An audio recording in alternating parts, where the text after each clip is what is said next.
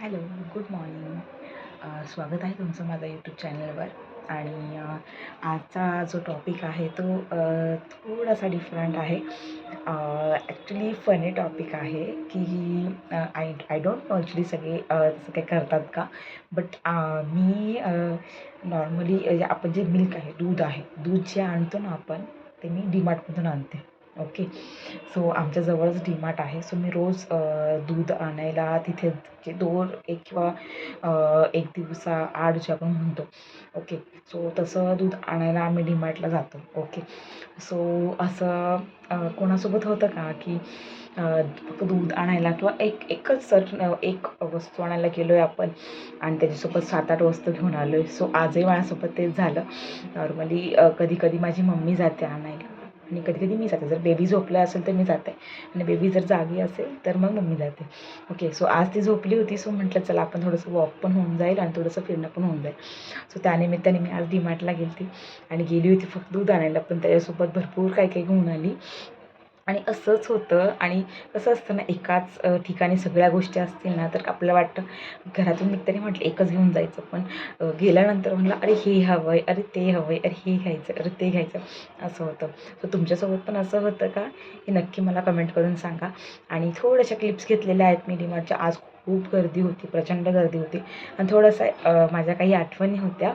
So त्या पण मी तुमच्यासोबत शेअर करते आहे. व्हिडिओ कंटिन्यू करा आणि व्लॉग पूर्ण बघा आणि प्लीज नक्की सबस्क्राईब करायला विसरू नका. लाईक अँड शेअर करा. Thank you so much. Okay. Blog continue करते. तुम्ही पण पूर्ण ब्लॉग बघा. थँक्यू. सो जसं मी तुम्हाला बोलली होती ना की माझ्या काहीतरी आठवणी आहेत. सो जसं की कोरोनामध्ये सर्वांनाच खूप प्रॉब्लेम्स झाले. जॉब नव्हते, सगळे गावी निघून गेले होते. त्या टायमाला पूर्ण फॅमिली म्हणजेच माझी मम्मी आणि मी, माझे पप्पा तर ऑफ झाले होते. सो तेव्हा मलाही जॉब नव्हता लॉकडाऊनमध्ये आणि त्या टायमाला मात्र डीमार्टची साथ होती. आमच्या जवळच, म्हणजे मी पनवेलला राहत होती. तर तिथे जवळच एक डीमार्ट होतं. तिथे मी जॉब केला. गारमेंटमध्ये कॅश काउंटर असो, परचेसमध्ये पण जॉब केला. जवळजवळ मी 8 ते 9 महिने तिथे काम केलं आणि तिथे जॉब केल्यामुळे माझं पूर्ण घर चाललं. आणि तेही खूप असं खूप तो जो मोमेंट होता तो खूप स्पेशल होता माझ्यासाठी. कारण त्या टायमाला मला गरज होती आणि त्या टायमाला मला डीमार्टमध्ये जॉब मिळून माझं घर चाललं. ही माझ्यासाठी खूप मोठी गोष्ट होती. आणि इझी नाही आहे की मुंबईमध्ये म्हणजे दोघं जणांनीच राहायचं आणि सर्व गोष्टी हँडल करायच्या. सो असं माझी एक आठवण होती. आणि हे थोडंसं मी शॉपिंग बघत होती. आता कसं काय काय घ्यायचं आहे का? पण काही नाही घेतलं मी. कारण आता इतके चेंजेस झालेले आहेत ना, म्हणजे कपडे पण घ्यायला काही हरकत नाही. पण आता बेबी डिलिव्हरीनंतर एक तर चेंजेस होतात, प्लस हेल्दी होतो, परत कधी बारीक होतो. त्याच्यामुळे म्हटलं आहेत कपडे, तर म्हटलं काही गरज नाही आहे. हे जे सेक्शन्स चपल्स वगैरे बघत होते मी, पण मला काही एवढी आवडली नाही.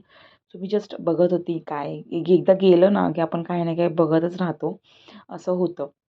आणि खूप गर्दी होती, बापरे! खूप गर्दी होती.